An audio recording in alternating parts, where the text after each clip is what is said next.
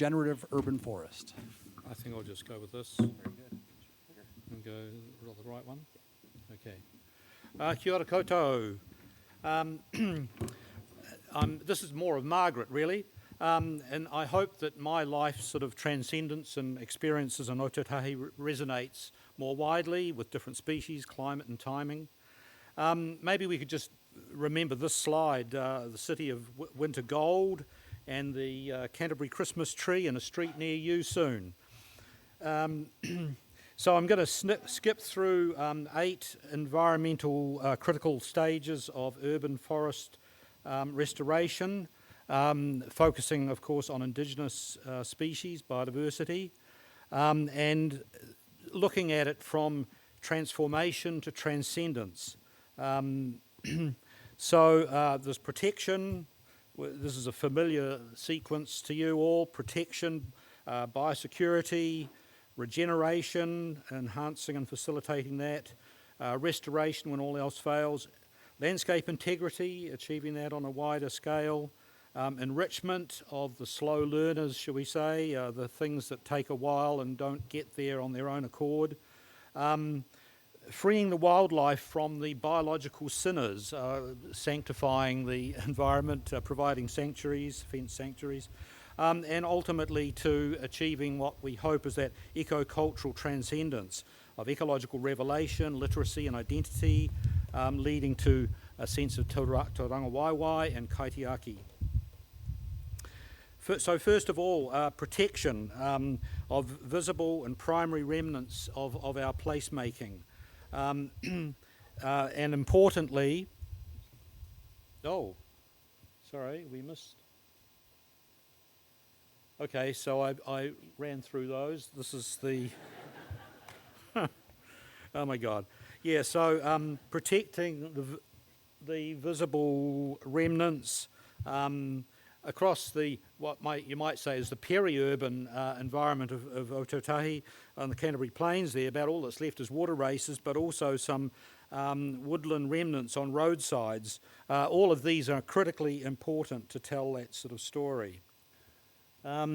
We have to deal with all of those bad regeneratives, the holly, the ivy, the grey willow, the sycamore, etc., the old man's beard, you know all about those. The fourth item then has got a lot of words you can read later, but it's really about, those transcendent steps of regeneration, taking, sort of 5, 10, 15, 20, 25 years to get going. So we first of all get the common seedlings of karamu, tikoka, akiaki, kohuhu, etc., manatu, and then over sort of the next sort of 10, 15 years, we start to get the noble trees fruiting and seedlings. And it's really revelatory to me to see, after 15, 20 years, kahikatea and tōtara seedlings around here in Otautahi, and other things which are more or less common. We've got pōkaka, which is one of those revelatory moments, and a lot of other common things there, but kaikomako, and even some northern species that are planted here beginning to establish, like the tawa there, for example, in Christchurch, and Mairi. But also titoki at the southern natural limit here, pigeonwood, and so on, are beginning to spread into places which were very uncommon in Otautahi, Christchurch. So, when we've sort of exhausted the opportunities and facilitated regeneration, we have to kind of actively restore habitats, and this is both an ecological and community restoration. It brings people together with a common goal. After that, we've got the spatial kind of aspect, joining the dots, landscape connectivity of forest patches, groves, corridors. The matrix quality is important there, being influenced by ecological and social halo effect. And moving from sort of monocultural hedges and grass to more biodiverse hedgerows and shelter belts and corridors for the fungi, butterflies, lizards and birds.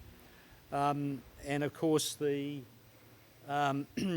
incorporating those noble, iconic tree species for each of the riparian zones in our river corridors, providing that connectivity, leading to these prospective, integrated landscapes which are functional, ecologically functional, and have sort of made up of remnant restored patches, corridors, matrix, importance of visibility.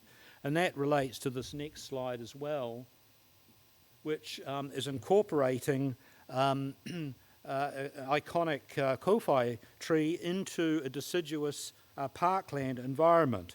So after we've dealt with the common structural species, we need to actively incorporate, a greater enrichment of species. And that includes, ground covers and parklands, dichondras and leptonellas and so on, as well as the sort of dominant trees that might be exotic or native. So the seventh item then here is really sort of moving closer to that transcendence of providing the sanctuaries and innovative, creative design, and we've heard a lot about that already this morning, to not only provide protection for our zero-tolerant wildlife to exotic mammals, for example, and these can happen through fenced patches like Puturingamotu on a small scale, but Zealandia and other places around the country, but also they might be on the tops of roofs, tiny sanctuaries for macroinvertebrates and so on. So these next few slides are about, designing and integrating nature into a medium-rise and higher-rise building, to achieve that sort of intensification. In other words, intensification and green are not necessarily incompatible. They can grow together. We can provide forested courtyards. We can experience Shinrin Yoku from the office window, like at Manaaki Whenua there. Beautiful looking out from your office window into forest. Or forest bathing from your residential balcony with a healthy mix of Indigenous identity there. And thanks, Margaret. Also, in these small, tiny pocket parks, just 10 by 10 metres, you can have a bush garden, or increasingly being referred to as tiny forests, plus all the other sort of urban biotopes that operate from there. Yes, of course, we've got a whole lot of other sort of blue-green infrastructure that can be incorporated. Increasingly, we're looking at green roofs. Robin's a great advocate of these. Maybe I'm thinking of these as sort of a forest canopy without tree trunks, if you like, it can go that way. But treatment trains, lots of detention basins, wildlife, of course, come in and use those places. And we're up to getting towards that, hopefully, that transcendent moment when you can all get up and dance. More visible urban green and streets, contrary to what Simon said in his last slide. This is important, have native species critical to our identity. And it is about getting the right plant in the right place, putting noble evergreen trees on north sides of streets, for example. But we need more than 50% by cover and numbers, density. And when you, on south sides, we do have some deciduous species and other smaller trees, like Kānuka, like kowhai and so on, which can operate as one of a mix of native and exotic species there. Hedges and median strips, of course. And getting close to the end here. So how far have we got to get to humans' transcendence with that co-relationship with nature? We have all the knowledge in this room and today, and we can co-design, this beautiful future, engaging Mātauranga Māori, Western ecology, for the self, the whānau, the village, and the place of landscape, the nation, and hopefully the planet.